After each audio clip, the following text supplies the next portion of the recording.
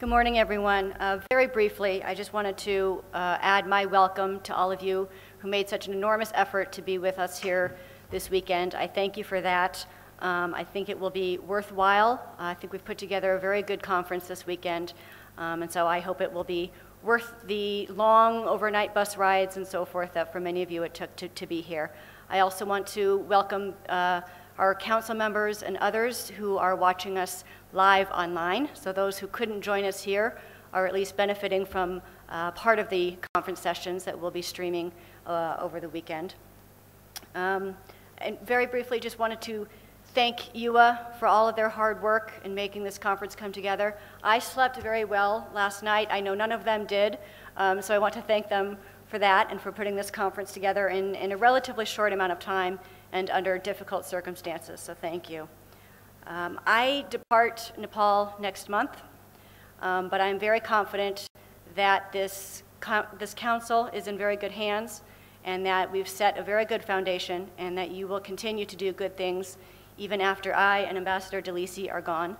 And you may know that Ambassador DeLisi is also leaving very soon, so I'm personally very pleased that we were able to schedule the last conference in time for Ambassador DeLisi to be with us one last time before he leaves.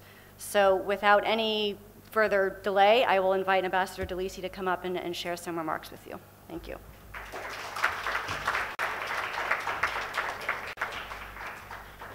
Thank you, Heather. Good morning, everyone. How you doing? Wasn't easy to get here, was it? At least for some of you. Overnight bus rides, bundas, all these good things. Not such good things, actually. If you follow my Facebook page, you know how I feel about that. I appreciate, though, that some of you did make that tremendous effort, and I know some of our colleagues who are watching online aren't able to be here, not because they aren't interested, not because they're not committed, but because of a difficult environment that makes it tough for them to come here today. For all of you, though, I want to say thank you. Thank you for your commitment. Thank you for your participation. As Heather noted, I will be leaving soon. She said she's glad that we were able to schedule this. She's being very nice. I kind of insisted that we schedule this before I left because I think that the work we've done here is important, and it's something that I wanted to continue and at least have a final chance to talk with you and to thank you for the commitment that you've shown and the work that you're doing for your country and for your society. You know, it's hard to leave a country where you've really built friendships, where you've made a commitment and you've seen that commitment reciprocated. It's been a truly enriching experience to be here with all of you. And as I prepare to leave, I go around and I call on the political leaders, I have press interviews, I do all sorts of things, and people say to me, what are the things that you are most proud of? What are you glad that you've done here in Nepal? There are a lot of things, but one of the things that does give me the greatest satisfaction is the work that we've done with all of you. And again, we only can be a catalyst. The hard work, the thinking, the vision has to rest with you, and I'm glad that you've done that. A year ago, we created this council as an experiment, and now it's become a model within my country as for youth engagement around the world. When I was back in Washington recently at a conference that Secretary Clinton had called, brought all of our ambassadors back, Nepal was singled out for the leadership, for what we're doing here with youth. And this was a model that we held up to all of our other embassies and said, take a look at this. Because Nepal is not unique in terms of being youthful. This world is changing, and we as diplomats, we as practitioners of foreign policy have to look at the world differently and engage differently. And again, you guys are a terrific model. We've created an office in the State Department, as many of you know, just to look at youth affairs. And Ronan Farrow, the head of that office, was here a few months back because he wanted to see what we were doing. You know, we created this forum primarily to give you all that opportunity to come together. We wanted to hear from you, yes. It was important for us to know what you were thinking about. But it was equally important, we found, that you begin to talk to each other. That was our basic premise as we went forward. Anil, I'm very glad you asked this group, who's the Janjatis, who's the Brahmins, who's this, who's that? And you're all sitting together. Well, you're a cheeky lot. That's all I have to say. But that was exactly what we thought was important.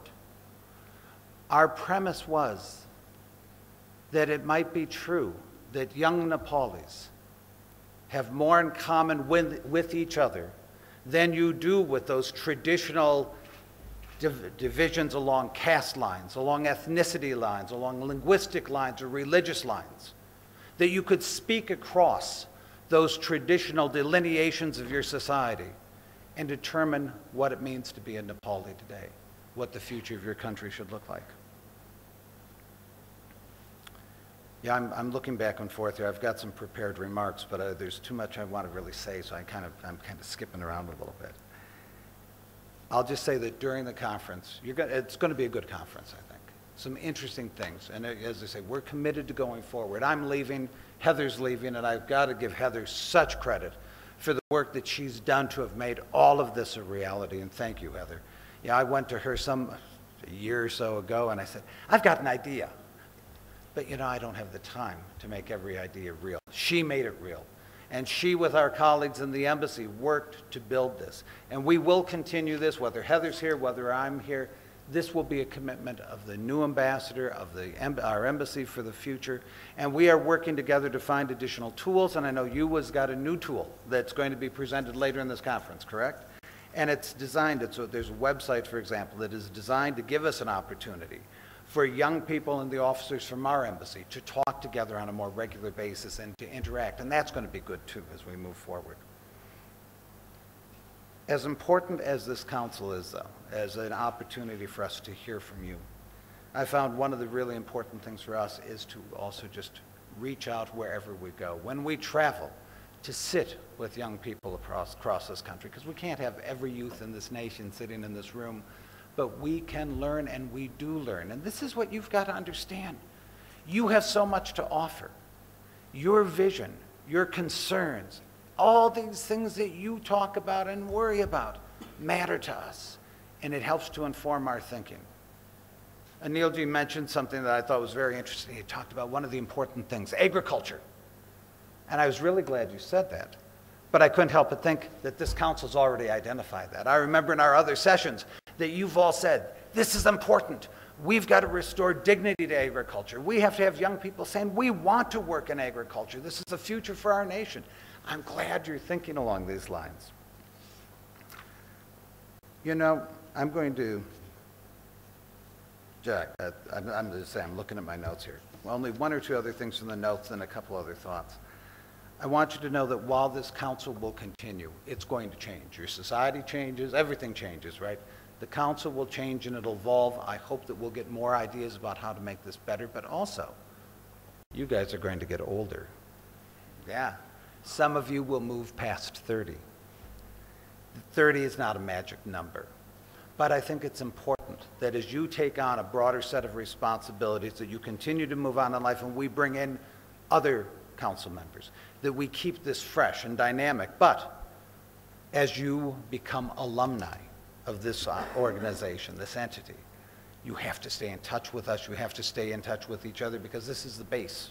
This is that network for the future. And the networking that you are doing now amongst yourself will serve you so well 20 years from now, 30 years from now. And please keep that in mind as you go forward.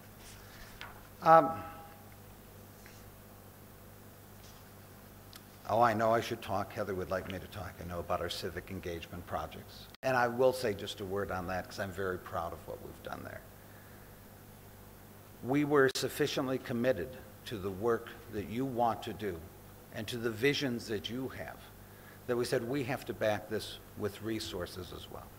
And we've tried to do that, and I'm so excited to see the projects that you decided upon at the last council meeting starting to become reality. And this is important too. It's more than just talking, guys. If all we do is come together a few times a year to sit and talk to each other and float big ideas, then we've missed the boat. This is just a starting point. Share ideas, have big thoughts, have a vision, but you've got to go out and turn it into a reality, and that's part of the challenge. And I hope that you will continue to do that. We'll continue to try to find ways to fund activities in which you do become the agents of change that we think you can be and that you have to be. I've told Heather and others that as proud as I am of what we've done in building this council, creating a council is not enough. We want to now use this body as a platform to engage even more broadly within society, reach out to other youth. Because again, I do think that this is incredibly important. Here's where I'm going to just offer a few quick thoughts. Are you guys lazy, by the way? Anil suggested that you aren't. I saw an article in the newspaper this morning. Problem with Nepali youth, they're lazy. I've heard this. I've heard this said by some of my peers, my older colleagues here in Nepal. The problem is our children are lazy. Nonsense. I don't believe that for a minute. I don't believe this group is lazy. I see a real commitment. But we've got stereotypes out there, don't we? Similarly, another stereotype on my Facebook page. You know, I looked and I saw that the demographics, 84% are men. And I put a post on my page saying, why is this? Why aren't there more women on the page? Why, you know, what can we do to encourage them to get engaged too? Because we have to hear your voices. And know what a few folks told me on the page? They said, oh, women in Nepal aren't interested in these issues. Again, nonsense. Not the women that I've met, not the young women I know who are committed, who want to make a change, but you've got to get out there and you have to show them that you are committed, that you will make a change. Whether you're lazy or not, you are 3/4 of the population of this country. This country is yours, the future is yours, and you have to seize it. The question is, what path are you going to follow? I already see some of the young politicians choosing different paths. I see some saying, I look at my society, I see how things work. What can we do? Okay, Garnet. This is the reality. I must choose the traditional path of patronage, of corruption, of building certain power relationships where the goal to get ahead is to benefit myself or my small community or my party, not to benefit the nation. And they pursue that path, and the party leaders say, oh, very good. Come along, and you behave yourself. You work within the party. You know, you get those youth to listen a little bit, and when you're 75 years old, maybe you'll have a chance to lead the party too. That's one path. I think that there's a different path out there. And I think there's a path that you must follow. Someone has to break the traditional mold and look at your society differently. And you have that opportunity right now as you are redefining this nation, as you are redefining what it means to be a Nepali, your political values. You've all heard me say this again and again, but it can't be said enough. This nation is transforming.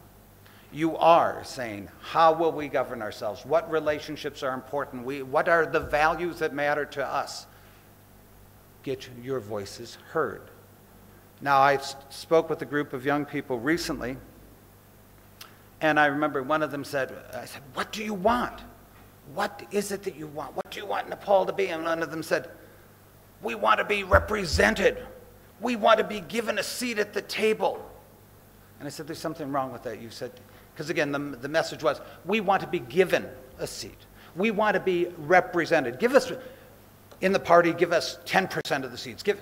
It's not but don't ask. Don't ask a 75-year-old or an 80-year-old or a 65-year-old political leader, please, sir, give us young people a certain number of seats. Make your voices heard and demand those seats. Now, I don't want to be accused of being a rabble-rouser. And I don't want to be accused of inciting you to violence, and I'm not doing that at all, so let's be clear.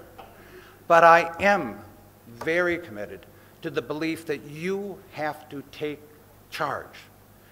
You have to tell the politicians not only what you want, but what you demand. If they want your vote, they have to do this.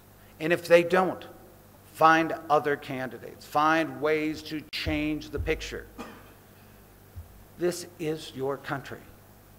And I will tell you honestly, the other day, I gave a speech on the economy, and a couple of things that have struck me recently. You know, even when we look at some of the traditional business houses, what I hear is their younger generation, dramatic difference. They see the world differently. They're responding differently. They're acting differently. And this is good. And then somebody said to me, they said, "Oh, Excellency, I have a question." I said, "Yes, what is it?" They said, how do we get these young people, help them to become leaders? What do we do? And all the rest. I said, "You want the honest answer?" And they said, "Yes." And so I gave it to them. I said, "Tell the older generation to get out of the way. It's time for them to let these new ideas, that new energy, and that new vision come forth. You will make mistakes. Absolutely. You have to learn. But if you're not given the opportunity to make those mistakes, if you are not given the opportunity to learn and to grow and to learn how to lead, and we wait until you're 65, we've got a big problem." One or two other very quick points. I'm still troubled when I talk to a lot of young people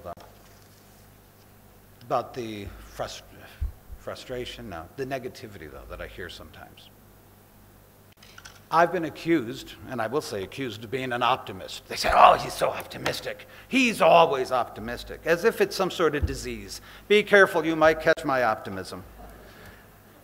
I will tell you again, it's not an unreasoning optimism. This is an optimism based on looking at the realities on the ground, and I think there's great potential in this country. I think it can be realized. I think you can move ahead. But I'm not blind to the problems, and neither are you. And I don't mind that young people are frustrated and they see the problems, and you should see them and you should speak out. And if you aren't passionate about change when you're young, you're never going to be passionate about change. If you can retain that passion as you grow older and retain that commitment to changing your society and making it better, that's even better. But you've got to be passionate now. So fine, be passionate, be critical. Speak out when you see problems, but don't only see the problems. And that's my concern.